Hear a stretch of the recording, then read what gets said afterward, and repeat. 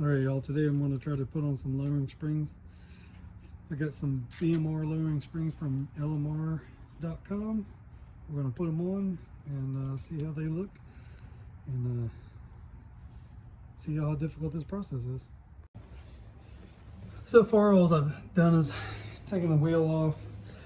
I'm hitting all the bolts that I'm going to have to mess with some WD-40. Hopefully they'll break loose without breaking. So there's the lower control arm rear bolt I've got to take out. I've got to disconnect the sway. I have a rear sway bar on my car, and it bolts inside the lower control arm. So I got to take those two bolts out. Nasty old spring, got to replace that. Here's the main shock up and down, but here's the quad shock is what a lot of people call these. They're also called an axle dampener. So it's supposed to help with preventing axle wrap under acceleration. And so it keeps the axle from shifting back and forth or trying to rotate while you're under heavy acceleration. But there's the bolts, two bolts on either end, or one bolt on either end there. One bolt on the lower part of the shock. The upper bolt is inside the car in the hatch. There's an access panel, and then you gotta pull up. So there's a tiny slit from the factory. Mine has never been touched, obviously, so I had to break the rest of the tabs loose so you could pull that back.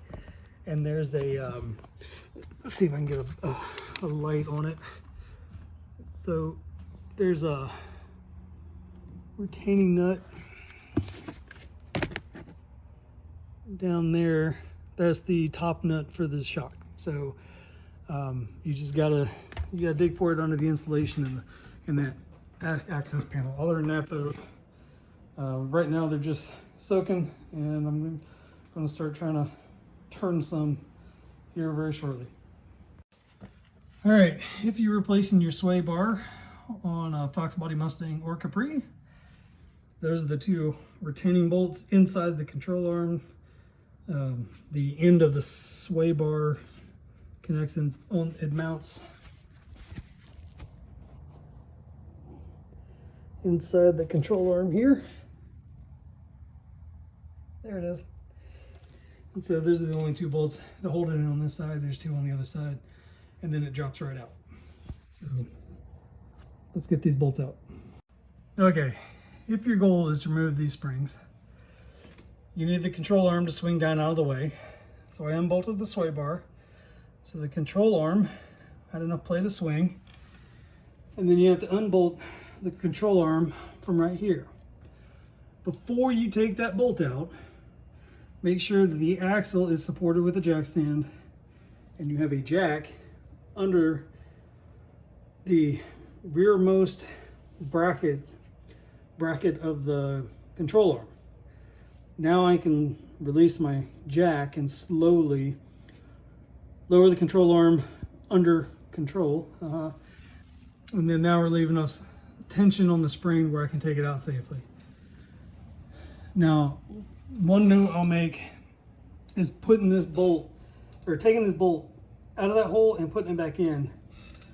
When I disconnected my sway bar, the axle shifted backwards a little bit towards the rear of the car, and so I had to push it forward in order to line up the holes so the bolt would not come out, because it was binding in that hole. So make sure you have your shackle there on the control arm shackle there at the right height. Play with your jack up and down just a little bit to get that binding off, and then the bolt will slide out. So I finally got these control springs off. Took me a better part of the day because it's the first time I'm doing it, and I was being overly cautious. It was a fiasco. I'll spare you the details, but you can see the difference between the stock. That's part of the reason it took all day. It's because these have never been changed, and so I was fighting bolts and rust. But as you can see, there's supposed to be two of them, and they're supposed to be circles. The lower was completely gone, and the upper fell apart in 3 pieces. So definitely needs some change. All right, time to put the control arms back in. I've cleaned up the pocket. with some brake clean and WD-40. I've already put the lower polyurethane isolator on there. So there's two different sizes if you buy them as a set. As you can see, there's a clear size difference. The big one goes up top and on that pocket mount. And there's the lower one. And so when you put the spring in, you'll put the upper isolator on top of the spring and then just lift it up onto that round mounting flange. Seat it on the bottom and then slowly jack your control arm back up to the proper height.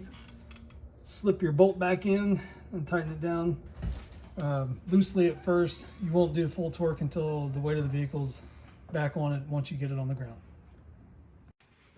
All right, there it is.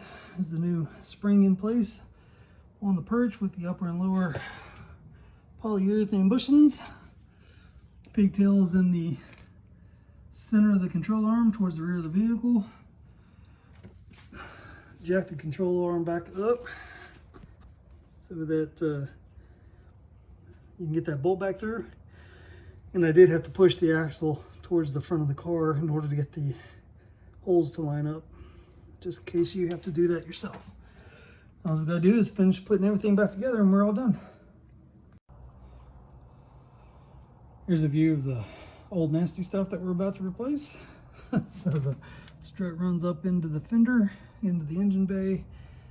You can see this dust cover is shot because apparently it was bottomed out pretty hard. These bolts are miserable tight. Because like I said, this car's are original, so that's a plus, but you're dealing with 40-year-old bolts, so be careful you don't break them. I got to soak them all in WD-40, and then the old spring with the sound vibration damper inside the spring there. So we're going to start by removing the two brake caliper bolts. Then we'll push this or lift this out of the way, tie it up so it's not pulling on the brake hose, and then that is the top nut for the traction bar connecting rod. As you can see, it's about 1 foot long. And so while you're turning this, the bar will try to spin, and underneath the control arm, there's a head on that rod that you can hold in place to remove that nut. So we'll get those off. So to get this front strut off, really all you got to do is 2 bolts holding the lower bracket on and nuts, and then there's 1 nut holding the upper strut shaft in the engine bay.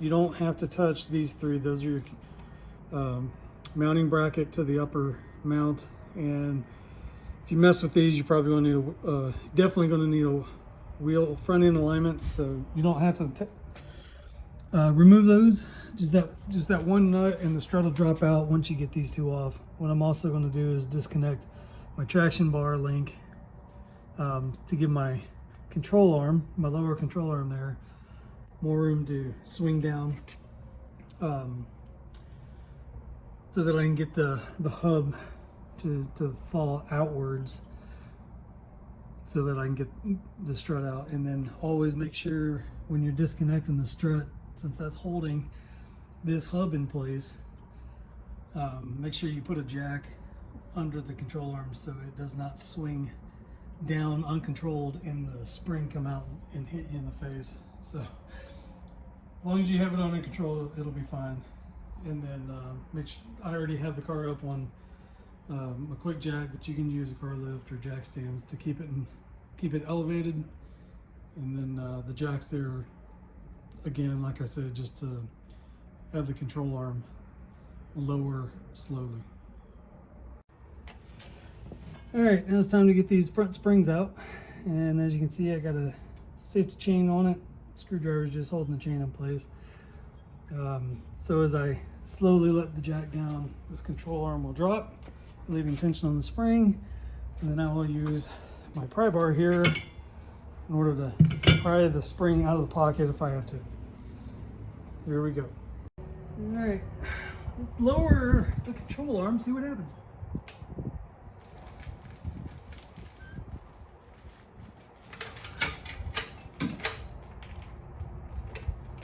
So that's it. As far as it goes. So I'm gonna have to get in there with my pry bar now. Try to stay out of the way.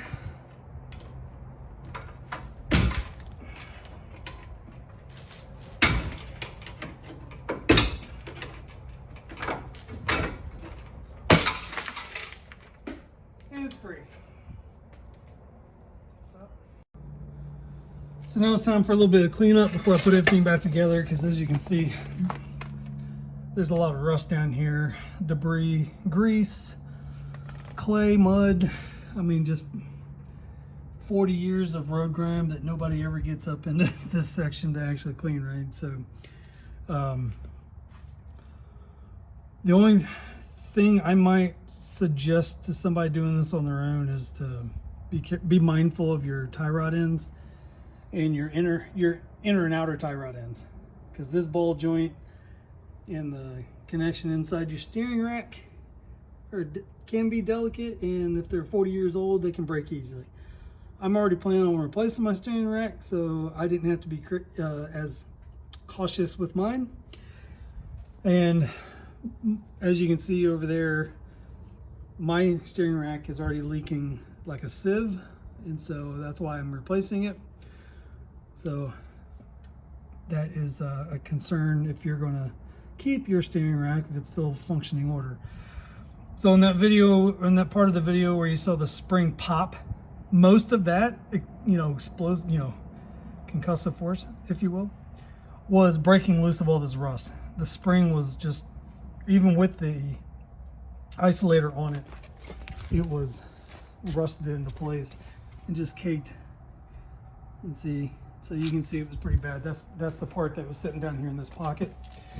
And so when I put the lower ones in, I'm gonna clean up these pockets and connections, so hopefully it seats a little better, rides a little better, doesn't squeak and make noise.